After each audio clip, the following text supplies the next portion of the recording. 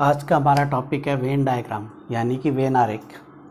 तो समुच्चयों के सेट को जब हम पिक्चर्स के माध्यम से दिखाते हैं या चित्र के माध्यम से जब दिखाते हैं तो उसे वेन डायग्राम कहते हैं। और जो भी वेन डायग्राम बनता है वो रेक्टेंगल फॉर्म में बनता है यानी कि आयत की फॉर्म में प्रदर्शित किया जाता है उसको। सबसे पहले हमेशा जब वेन डायग्राम बनाते हैं तो यू आयत बनाकर यूनिवर्सल सेट को दिखाया जाता है और फिर उसमें अकॉर्डिंग टू कंडीशन आपके वेन डायग्राम बनाए जाते हैं। तो वेन डायग्राम के आधार पर आज की क्लास चलेगी और कुछ इम्पोर्टेंट वेन डायग्राम्स के बारे में हम डिस्कस करेंगे जो आपके एग्ज़ाम्स में अक्सर पूछे जाते हैं। बैंक, एसएससी और जो दूसरे एग्ज़ाम्स होते हैं कॉम्पिटिशन्स, उनमें भी ये अवश्य ही पूछा जाता है वेन डायग्राम या वेन आरेख। तो इस क्रम में सबसे पहले हम बात करेंगे सबसेट की यानी कि उपसमुच्चय की। तो इसमें U हमारा एक यूनिवर्सल सेट है, A और B उसके सबसेट हैं यानी कि उसके उपसमुच्चय हैं। तो उनका प्रदर्शन कैसे होगा कि सबसे पहले U को बनाया जाएगा और जो उसके सबसेट हैं वो A और B इसके सबसेट हैं यानी कि उपसमुच्चय हैं, तो उन्हें A और B इसके इनर प्रदर्शित किया जाएगा दो अलग अलग सेट बनाकर। तो इस तरीके से पहली कंडीशन ये है कि अगर एक यूनिवर्सल हमारे पास सेट है यानी कि सार्वत्रिक समुच्चय है और A और B उसके उपसमुच्चय हैं, तो उनका वेन डायग्राम हम इस तरीके से बनाकर प्रदर्शित कर सकते हैं। सेकंड कंडीशन हमारे पास है कि अगर U हमारे पास एक यूनिवर्सल सेट है और इस यूनिवर्सल सेट के अंदर A B का उपसमुच्चय है, तो A को पहले प्रदर्शित करेंगे और B को इसके अंदर प्रदर्शित करेंगे। तो ये हो जाएगा कि यूनिवर्सल हमारा क्या है, सार्वत्रिक समुच्चय है U, A B का उपसमुच्चय यानी कि सबसेट है, तो हम इसे लिखेंगे A सबसेट B। तो सबसेट को प्रदर्शित करने के लिए C बनाया जाता है, तो A सबसेट ऑफ B और प्रदर्शित करने के लिए इस तरीके से। तो ये कंडीशन है कि जब A जो है B का सबसेट है तो B मेन है और A उसका क्या है, सबसेट है, और ये दोनों A और B जो हैं वो यूनिवर्सल सेट के सदस्य हैं। तो U जो है वो यूनिवर्सल है यानी कि सार्वत्रिक है जिसके अंदर A और B के दोनों के एलिमेंट है। तो इस तरीके से प्रदर्शित कर सकते हैं A सबसेट ऑफ B। इसी क्रम में हमारा अगला सेट है पूरक समुच्चय या कॉम्प्लीमेंट सेट्स। तो पूरक समुच्चय का वेन डायग्राम या वेन आरेख किस तरीके से बनाएंगे। सबसे पहले U में से जो जिसका बनाना है, जिसका पूरक समुच्चय बनाना है या कॉम्प्लीमेंट सेट बनाना है, तो यूनिवर्सल सेट में से सार्वत्रिक समुच्चय में से जो A के एलिमेंट है जो गिवन है अपने को, उसको माइनस कर दे, सब्ट्रैक्ट कर दे यानी कि उसको हटा दे, और उसके अलावा जो एलिमेंट बचे जाएं वो A डैश कहलाते हैं। तो हमने U एक सेट बनाया है और A को बिना शेड के रख दिया है और A डैश को हमने शेड से बता दिया है कि हमारा आंसर जो है वो शेड वाला है A डैश। एग्जाम्पल हमने लिया है U एक हमारे पास यानी कि हमारा यूनिवर्सल सेट है, सार्वत्रिक समुच्चय है और उसके एलिमेंट है 1 से लेके 7 तक। एक और सेट है, अदर सेट है, और उसके एलिमेंट है हमारे पास 1 2 5 7। अब इसके अलावा जो बच गए एलिमेंट वो एलिमेंट A डैश कहलाएंगे यानी कि कॉम्प्लीमेंट सेट कहलाएंगे या पूरक समुच्चय कहलाएंगे।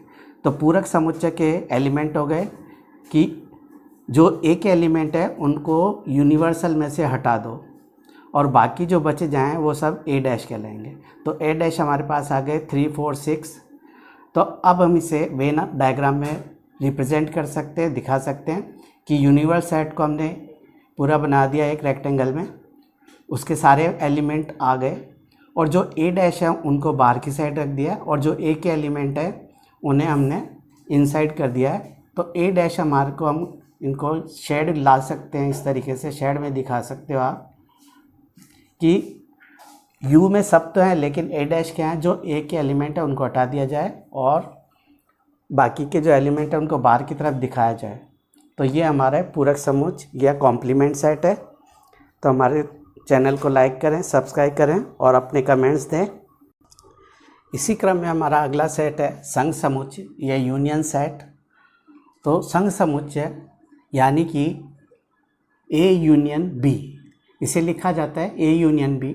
और जब इसका वेन आरेख डायग्राम बनाएंगे तो जो ए के एलिमेंट है और जो बी के एलिमेंट है, दोनों को एलिमेंट को अलग अलग, और जो कॉमन एलिमेंट है उसको दोनों सर्किल के कॉमन में दर्शा देंगे और शेड कर देंगे। तो ये कहलाएगा ए यूनियन बी, यानी ए और बी को मिला के हमारा एक पूरा यूनिवर्सल सेट बन जाता है, यानी कि दोनों के जो एलिमेंट हैं वो कंबाइंड हो जाते हैं।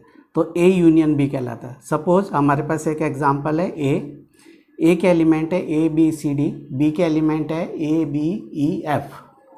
तो ए यूनियन बी क्या करेगा, दोनों के जो एलिमेंट है उनको लिख दिया जाएगा और जो कॉमन एलिमेंट है उसे एक ही बार लिखा जाएगा। जैसे यहाँ पे कॉमन एलिमेंट है ए और बी, यहाँ पे भी है ए और बी, तो इसे केवल एक ही बार लिखा जाएगा A B C D E F.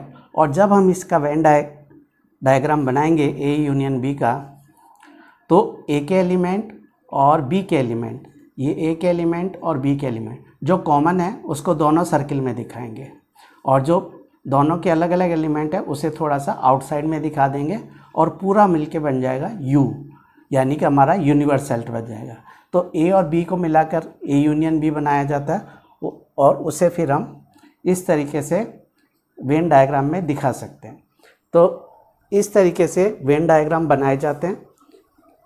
हमारे चैनल को लाइक करें, सब्सक्राइब करें, अपने कमेंट्स अवश्य दें। इसी क्रम में हमारा अगला सेट है इंटरसेक्शन सेट, यानी कि सर्वनिष्ठ समुच्चय। तो सर्वनिष्ठ समुच्चय को ए एंड बी से प्रदर्शित किया जाता है। तो ए एक सेट है हमारा, बी एक सेट है, दोनों के अलग अलग एलिमेंट है और दोनों के जो कॉमन एलिमेंट है उसको जब शेडेड किया जाता है और उसको दोनों को कॉमन सर्किल में लिखा जाता है तो वो कहलाता है ए इंटरसेक्शन बी, यानी कि ए सर्वनिष्ठ है बी का। तो इसी को एक एग्जांपल से समझ लेते हैं कि ए एक हमारा सेट है जिसके एलिमेंट है A B C D, B एक सेट है समुच्चय है जिसके एलिमेंट है बी सी ई। तो दोनों में कॉमन क्या है, बी और सी। तो ए इंटरसेक्शन बी या ए सर्वनिष्ठ क्या है, बी और सी। जब इसे बनाया जाएगा तो इस तरीके से बनाया जाएगा कि ए हमारा एक सर्किल है, इसके एलिमेंट है ए बी सी डी, और बी एक सर्किल बनाया जिसके एलिमेंट है बी और सी, और ए और बी में दोनों में कॉमन बी सी है। तो दोनों सर्किल को क्रॉस करते हुए एक पार्ट बनाया जाएगा जिसे शेड कर दिया जाएगा और बी और सी इसमें लिख दिया जाएगा। तो ये कहलाएगा ए इंटरसेक्शन बी। तो इस तरीके से कुछ इम्पॉर्टेंट ये वेन आरेख हैं जो हम कर रहे हैं, एग्ज़ाम में अधिकतर पूछे जाते हैं। तो हमारे चैनल को लाइक करें, सब्सक्राइब करें और कमेंट्स अवश्य दें ताकि हम आगे और इसके बारे में आपको बता सकें।